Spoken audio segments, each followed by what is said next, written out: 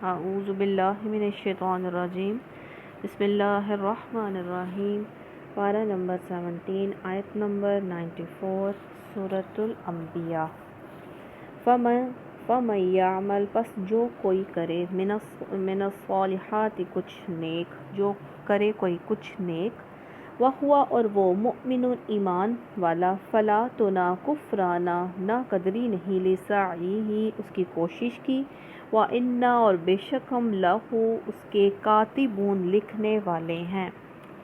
اس آیت میں اللہ سبحانہ تعالیٰ فرما رہے ہیں جو بھی کوئی کچھ بھی نیک کام کرے گا، کوئی بھی نیکی کا کام کرے گا، چاہے وہ چھوٹا ہی کیوں نہ ہو ہماری نظر میں، لیکن اللہ سبحانہ تعالیٰ فرما رہے ہیں کہ کوئی نیک کام کرنے والے کی کوشش کی ناقدری نہیں کی جائے گی۔ دنیا والے ناقدرے ہو سکتے ہیں، لیکن اللہ سبحانہ تعالیٰ کے لیے ہم جو کوئی بھی کام کریں، چاہے وہ ہماری نظر میں چھوٹا سا ہو، لیکن اللہ تعالیٰ کے ہاں اس کی بہت قدر ہے، اللہ تعالیٰ بہت قدردان ہے۔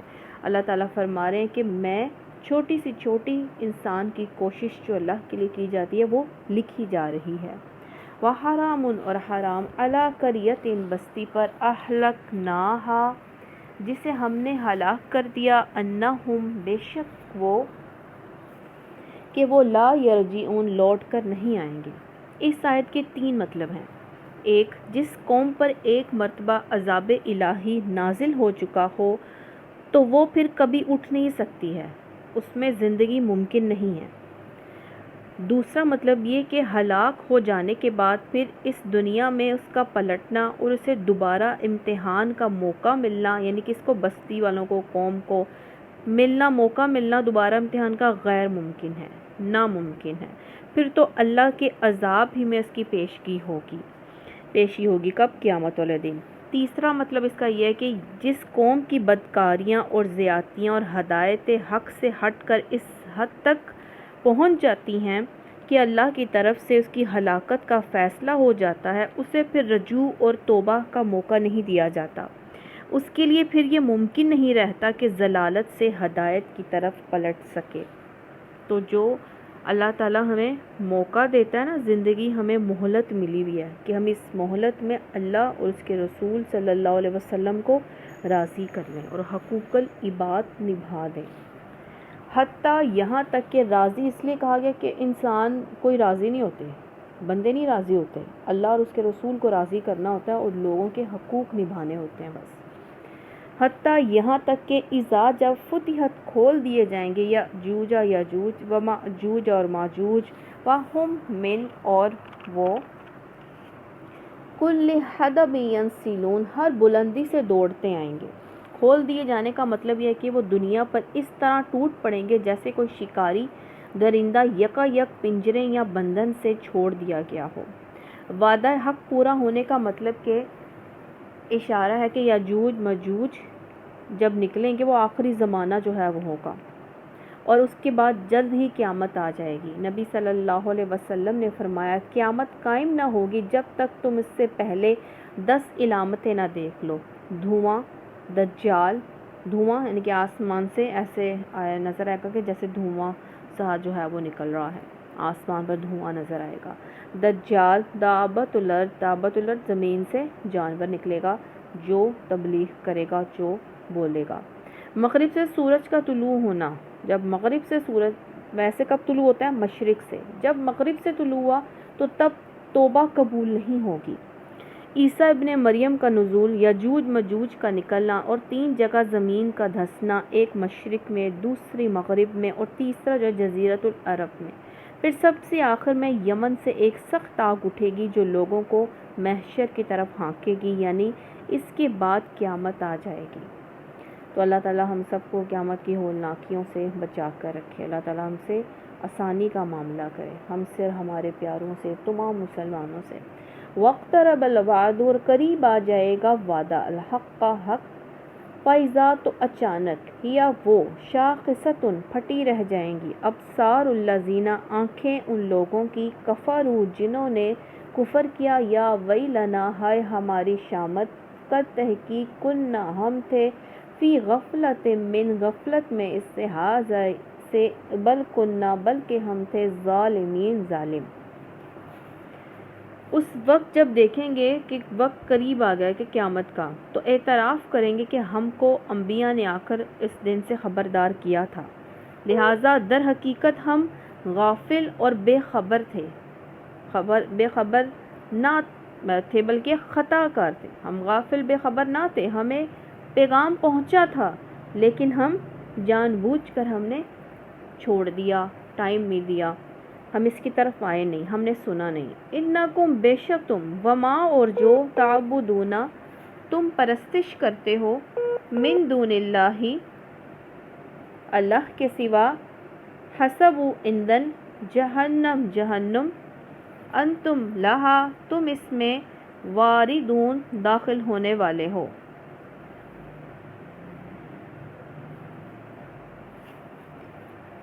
اس آیت پر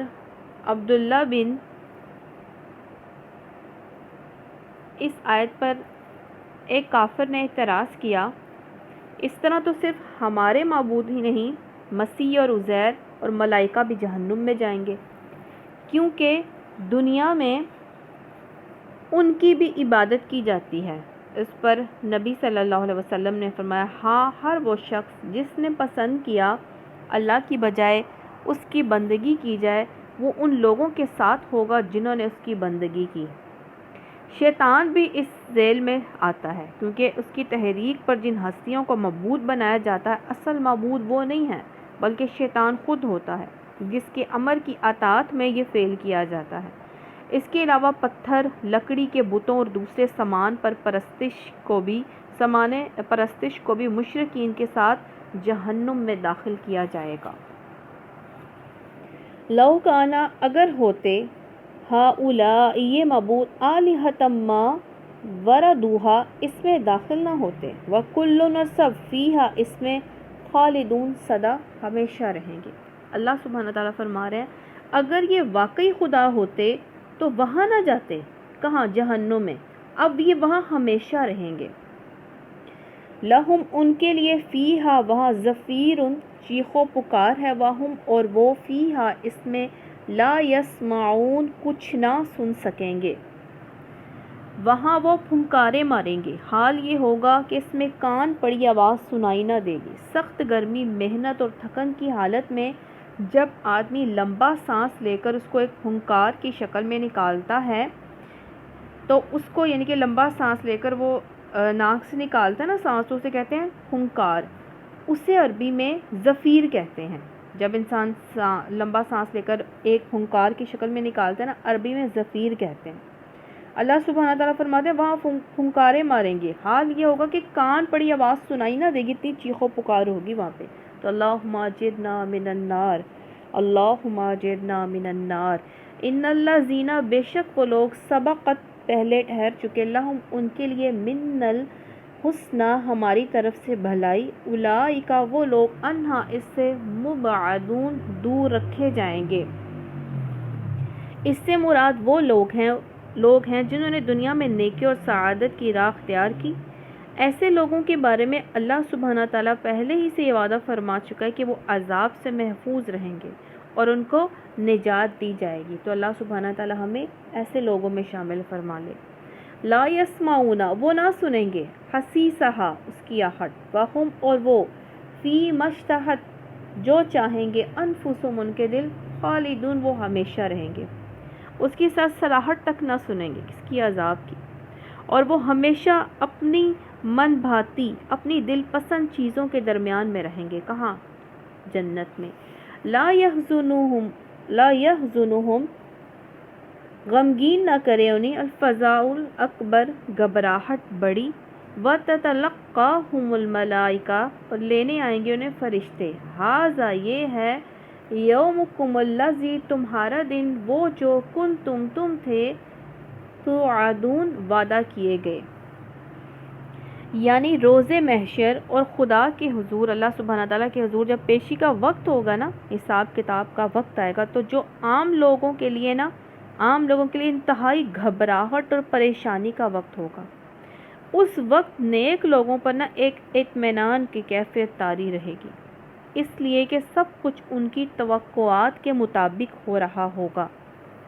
ایمان اور عمل صالح کی جو پونجی وہ لے کر آئے تھے نا، جو ان کے اعمال نیک ان کے پاس تھے نا، تو وہ جو دنیا میں رخصت ہوئے تھے نا، وہ ان کے جو نیک اعمال لے کر آئے تھے نا ساتھ، اس وقت خدا کے ہاتھ سے نا ان کی ڈھارس بندھائیں گے۔ کون؟ ان کے نیک اعمال، اور خوف اور غم کی بجائے ان کے دلوں میں امید پیدا کریں گے۔ انہیں خوف کی بجائے امید ہوگی کہ اللہ تعالیٰ ہم نے نیک کام کیا، اللہ ہمارے قبول فرمائے گا اور ہمیں اپنے عذاب سے بچائے گا۔ ان قریب وہ اپنی کوشش کے نتائج نہ خیر سے ہمکنار جو ہیں وہ ہونے والے ہیں۔ انہیں یہ امید ہوگی کہ ہم نے اللہ کے لیے کام کیے ہیں، اللہ ہمارے نیک عملوں کو قبول فرمائے گا اور ہمارا نتیجہ، ہمارا انجام خیر کے ساتھ جو ہے وہ کرے گا۔ تو اللہ تعالیٰ ہمیں ایسے لوگوں میں جو ہے وہ شامل فرمائے۔ ہاذا یہ ہے یومکم دن وہ کنتم توعدون جو تم وعدہ کیے گئے تھے، یہ ہم نے پڑھ لیا۔ یوم جس دن نطوی السماء جس دن ہم لپیٹ لیں گے آسمان کو، قطعی السجلی جیسے لپیٹا جاتا ہے تومار۔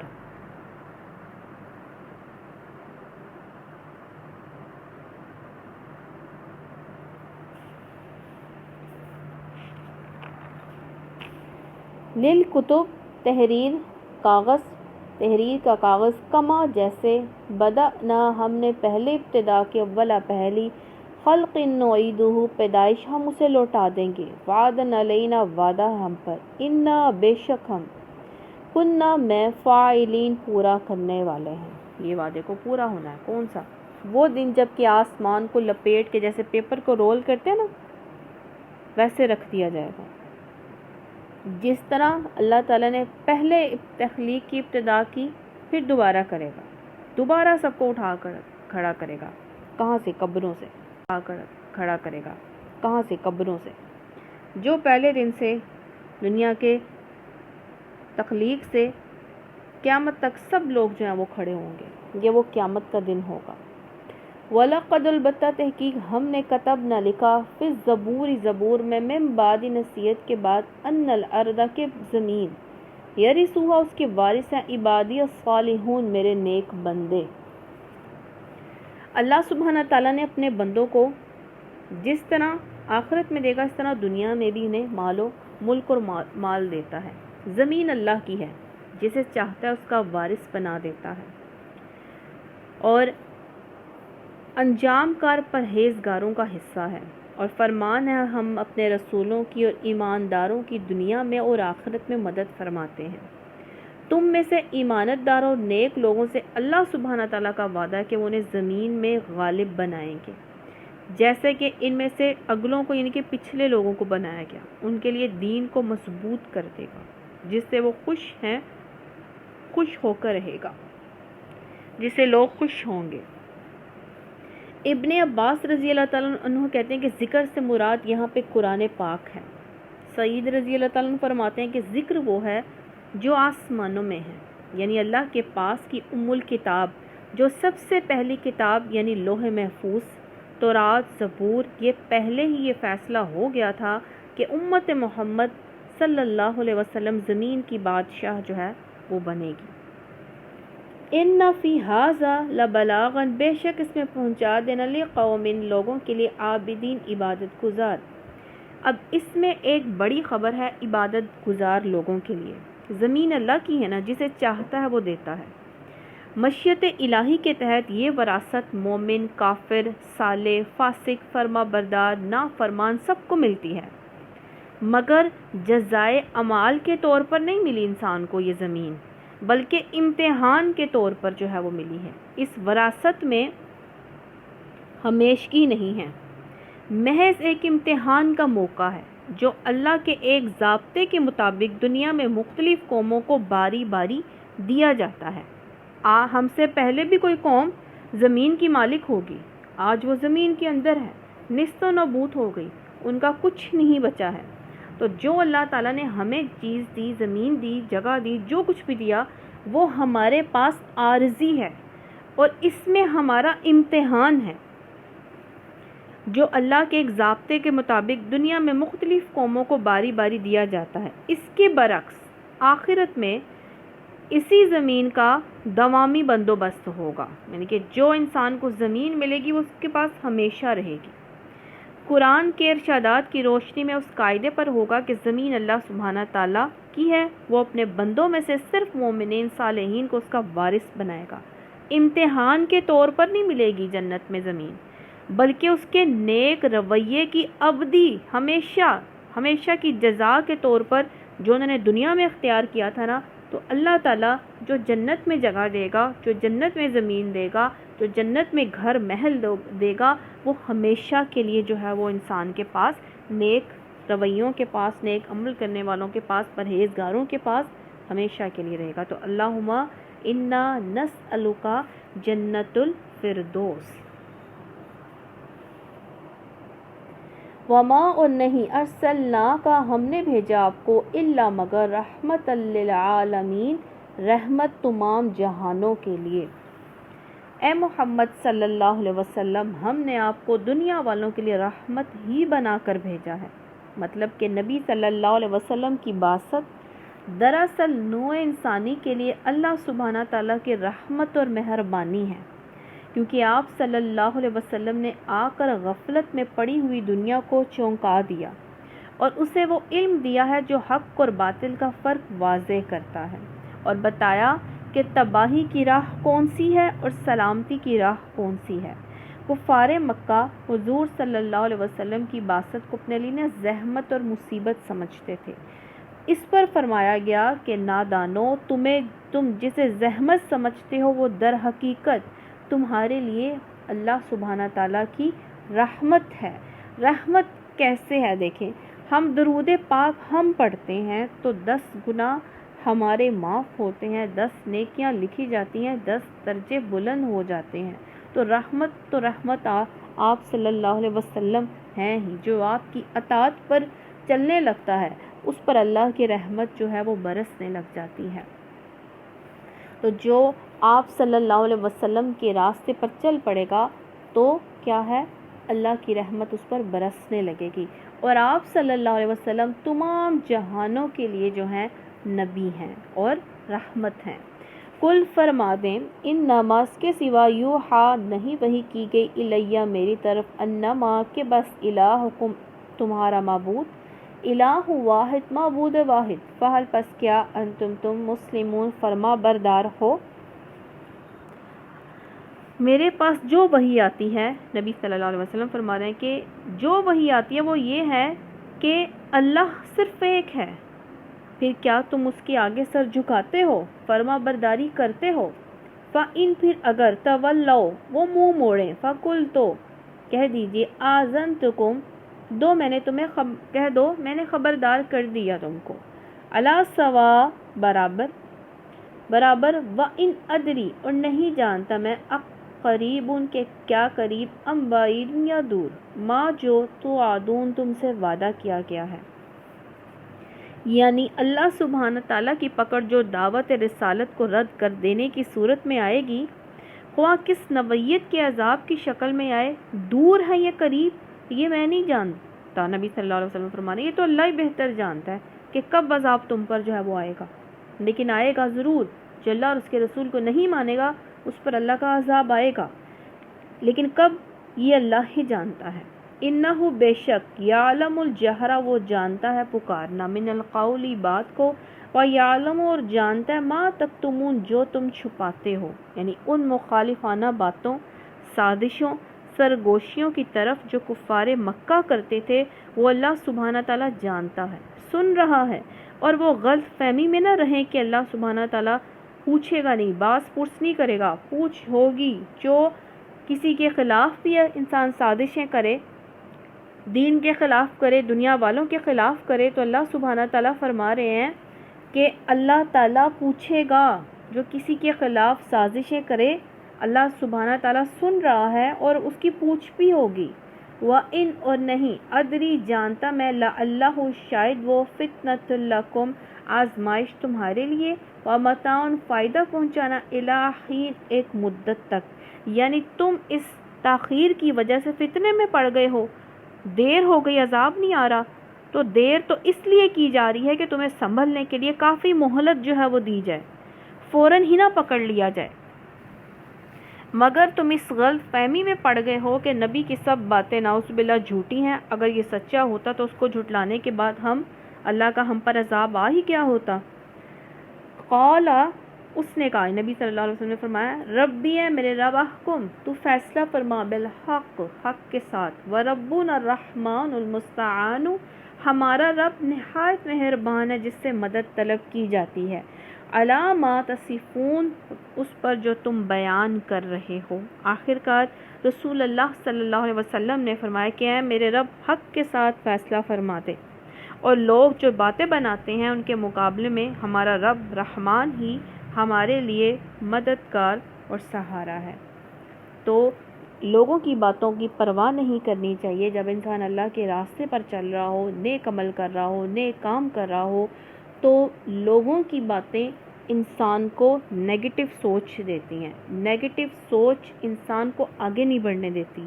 تو جن کے مقاصد بڑے ہوتے ہیں، مقاصد ہر ایک انسان کا، مسلمان کا مقاصد بڑا ہوتا ہے۔ کیا مقصد ہوتے ہیں؟ کہ ہم نے اللہ اور اس کے رسول کو راضی کرنا ہے۔ تو جن کے مقصد یہ بن گئے ہوں کہ ہم نے اللہ اور اس کے رسول کو راضی کرنا ہے، ان کی اطاعت کے مطابق اپنی زندگی کو ڈھالنا ہے، تو وہ لوگوں کی باتوں کو، لوگوں کی سازشوں کو پتہ چلنے پر بھی، معلوم ہونے پر بھی اگنور کر کے وہ اپنے راستے سے ذرا نہیں ہٹتے۔ تو اللہ ہمیں توفیق دے، جو ہم پڑھتے ہیں ہم اس پر عمل کریں، اور اللہ تعالیٰ جو غلطی کوتاہی ہو ہمیں معاف فرمائے، ہمیں اس پر عمل کرنے